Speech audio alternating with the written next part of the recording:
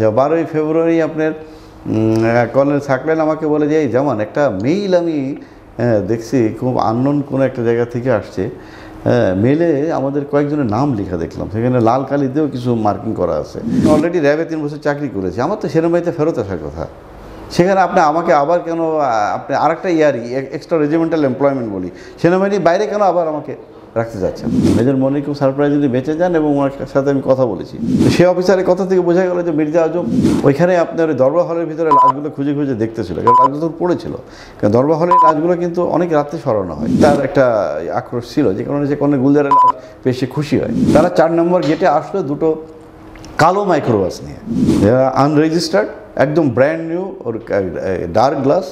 আপনার মনে হলো কোনো শোরুম থেকে এনেছে। খুব দ্রুত ওগুলো ভিতরে ঢোকানো হলো। কিন্তু যখন বের হওয়ার সময় আমি যখন গাড়িগুলো থামায় বললাম এগুলো চেক করবো এরা কারা, তখন দেখলাম যে নানক এবং তাপস খুব উত্তেজিত হয়ে উঠলেন। জয় বাংলা স্লোগান হচ্ছিল, তারপর কি হলো? তো এইভাবে কিন্তু সন্ধ্যার কিছু পর করতে 8:30 9টা এরকম কিছু একটা হবে। দেখলাম সাহারা কেজন একটু ভিতরে ঢুকলো, ঢুকে অল্প কিছুক্ষণ কয়েকজনকে নিয়ে বের হয়ে আসলো। তার সাথে কিন্তু মির্জা আজম কিন্তু ঢুকেছিল, আপনার মির্জা আজমও কিন্তু ঢুকেছিল। এবং সাহারা খাতুন কিন্তু আপনি কোথায় যায়, বলতে আপনি বোঝা যেখানে অস্ত্রাগার আমরা বলি, সেখানে যায়। এবং সেখানে কিন্তু যে কোয়ার্টার গার্ড থাকে, মানে কোনো অপরাধ করলে তাদেরকে কিন্তু প্রাথমিক কোয়ার্টার গার্ডে রাখা হয়, আপনার ব্যাটালিয়ন করে থাকে, যাদের বিচার আন্ডার ট্রায়াল থাকে, কারণ সামারি ট্রায়াল যাদের করা হয়। তো তার ভিতরে কিন্তু আমাদের পরিবারদেরকে রাখা হয়েছিল। কিন্তু সারা খাতুন কিন্তু তাদের কিন্তু বের করে আনেন না, উনি কিন্তু কয়েকজনকে বের করে নিয়ে আসছেন। এর ভিতরে আইজিপির মেয়েটা ছিলেন, আর যেহেতু আইজিপির সাথে গিয়েছিলেন তার, আর ডিএডিদের কিছু ফ্যামিলিকে বের করে নিয়ে আসেন। হ্যাঁ, আর ওইদিকে কিন্তু আপনার মির্জা আজম কিন্তু চলে যান দরবার হলে। এই জিনিসটা পরবর্তীতে আমরা জানতে পারি আমরা মেজর মনিরের কাছ থেকে। মেজর মনির আপনার অফিসার বেঁচে আছেন। মেজর মনির খুব সারপ্রাইজলি বেঁচে যান এবং ওনার সাথে আমি কথা বলেছি। বিডিআর এই ঘটনার পরে মার্চের ফার্স্ট উইকে আমরা অফিসে আসে, কথা বলি কীভাবে সে বেঁচে গিয়েছিল। এটা অবিশ্বাস্য এবং হয়তো আল্লাহ তার আয়ু রেখেছেন, সেজন্য সে বেঁচে আছে। তো সে অফিসারের কথা থেকে বোঝা গেল যে মির্জা আজম ওইখানে আপনার ওই দরবার হলের ভিতরে লাশগুলো খুঁজে খুঁজে দেখতেছিল, কারণ লাশগুলো তো পড়েছিল। কারণ দরবার হলের লাশগুলো কিন্তু অনেক রাত্রে সরানো হয়, এবং কারা সরিয়েছে ওটা আমি বের করেছিলাম এবং তাদেরকে আমি অ্যারেস্টও করেছি। এবং মির্জা আজম ওখানে কিন্তু লাশগুলো শনাক্ত করে দেখতেছিল। সে বিশেষ করে কর্নেল গুলজারের লাশটা সে খুঁজে পেয়ে সে খুশি হয়। কারণ আপনি জেনে থাকবেন যে কর্নেল গুলজার আমরাই কিন্তু আপনি জেএমবির খবরগুলোকে কিন্তু অ্যারেস্ট করি। শায়েখ আব্দুর রহমান এবং তার ভাগ্নি জামাই সানি, এটা মির্জা আজমের তো আপন আত্মীয়। তো এগুলো কিন্তু ধরা হয়, তাদেরকে ট্রায়াল করে ফাঁসি হয়। এবং এই পুরা ধরার প্রসেসের সাথে কিন্তু র্যাব ওতপ্রোতভাবে জড়িত ছিল, আর কর্নেল গুলজার এটাকে লিড দেন।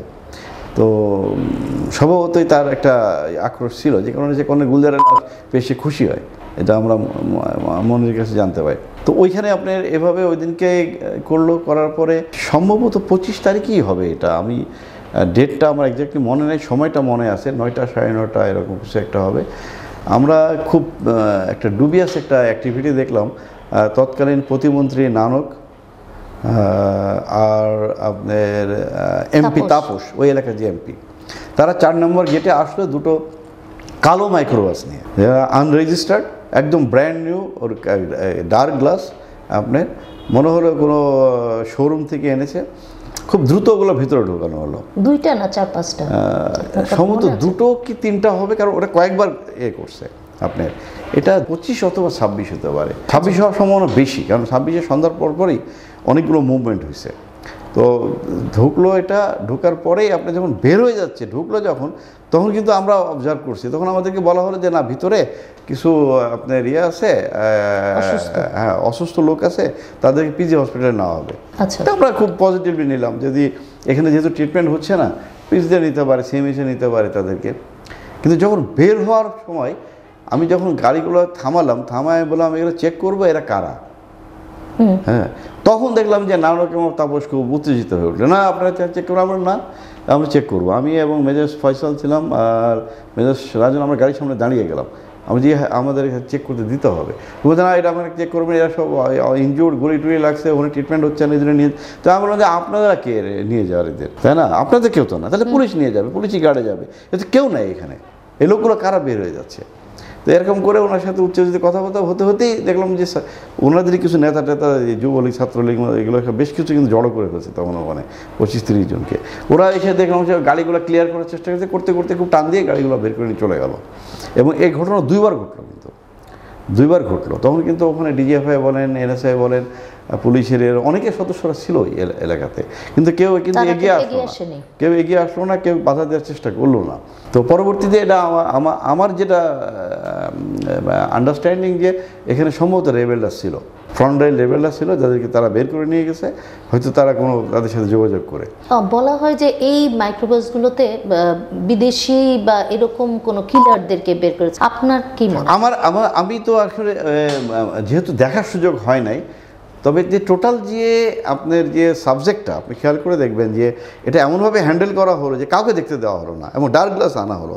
তো এখানে তো প্রপার অ্যাম্বুলেন্স আনতে পারতো, কারণ অ্যাম্বুলেন্স গ্লাস ডার্ক হয় না নর্মালি।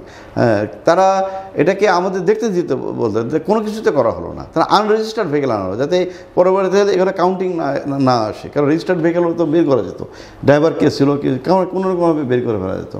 তো তাতে আমরা সাসপেক্ট করতেই পারি যে এখানে মেইন কিলাররা ছিল, এবং ভিনদেশি কিলাররা থাকতে পারে, অবা দেশি কিলাররা থাকতে পারে, অসম্ভব কিছু না। যেটা হলো যে আপনার তো সেই সময় মানে কর্নেল গুলজার, কর্নেল সাকলাইন এদের সাথেও তো মানে আপনার ইন্টিমেসি ছিল। আপনি এক জায়গায় বলেছেন যে এরকম সাকলাইনের সাথে আপনার কোনো একটা ইমেইল।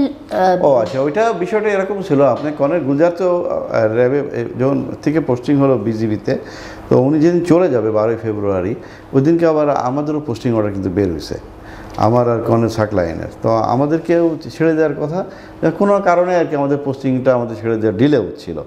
তো কর্নেল সাকলাইন হঠাৎ করে আমাকে 12 তারিখে বলে, জামান একটা মেইল, 12 ফেব্রুয়ারি 12 বলতে 25 বলতে ফেব্রুয়ারি বোঝায়। আচ্ছা, 12ই ফেব্রুয়ারি আপনার কর্নেল সাকলাইন আমাকে বলে যে, জামান একটা মেইল আমি দেখছি, খুব আননোন কোনো একটা জায়গা থেকে আসছে। মেলে আমাদের কয়েকজনের নাম লেখা দেখলাম, সেখানে লাল কালি দিয়েও কিছু মার্কিং করা আছে। তো এটা দিয়ে ওখানে যে this officers to be kept watch, taken care, এরকম লেখা আছে। তো এটা তো খুব গুলজার স্যারের নামও আছে, ওর নাম আছে, আমার নাম আছে, আরও 2-3 অফিসারের নাম আছে। তখন আমরা ওনার অফিসে, কতজনের নাম ছিল এখানে? 8-10 জন, 7 থেকে 10 জন হতে পারে। আমার ওই ক্লিপটা আমি একবার দেখছি, ওই ইয়েতে আনলো স্ক্রিনে, একবার দেখেছি। তো আমি তখন তারে দুজন মিলে আলাপ করলো, কী হতে পারে। আমরা তো স্যার হয়তো কেউ আমাদেরকে ওয়াচ করতেছে, হয়তো কেউ আমাদেরকে এনলিস্ট করে রাখছে, আমাদেরকে এখান থেকে সরাবে। তো সরানো তো পোস্টিং তো হয়েই গেছে, এর পরের স্টেপ কী আছে জানি না, আমাদের কি ট্র্যাক করতেছে কিনা। তো উই শুড বি কেয়ারফুল, আর rest almighty Allah knows better. মানে এটাকে কাকতালীয় তো নিশ্চয়ই না যে না, এটা কাকতালীয় হবে না, সব বিডিআরই সবার পোস্টিং হয়েছে। হ্যাঁ, কাকতালীয় হওয়ার প্রশ্ন নেই, কারণ আমি ধরেন অলরেডি র্যাবে 3 বছর চাকরি করেছি, আমার তো সেনাবাহিনীতে ফেরত আসার কথা। সেখানে আপনি আমাকে আবার কেন, আপনি আরেকটা ইয়ারই এক্সট্রা রেজিমেন্টাল এমপ্লয়মেন্ট বলি, সেনাবাহিনীর বাইরে কেন আবার আমাকে রাখতে যাচ্ছেন? আমি মনে করি আমাদের পোস্টিংটা কেন করেছিল, ইটস এ বিগ কোশ্চেন। কারণ আমরা কর্নেল সাকলাইন, আমরা অলরেডি 3 বছর প্রায় হয়ে গেছে আমাদের আর্মির বাইরে। আর্মি থেকে কখনোই এরকম করা হয় না, তাদেরকে ব্যাক করা হয় আর্মিকে, পরে আবার একটা পর্যায়ে যাওয়ার পাঠানো হয়, কারণ আমাদের এতে প্রফেশনের সাথে জড়িত। কিন্তু খুব অবাক করে এমন না যে আমাদের অন প্রমোশনও পোস্টিং হচ্ছিল, আমাদের তখন প্রমোশন এতে আমরা আসি নাই, স্কোপের ভিতরে আসি নাই। তো এটা ইটস এ বিগ কোশ্চেন।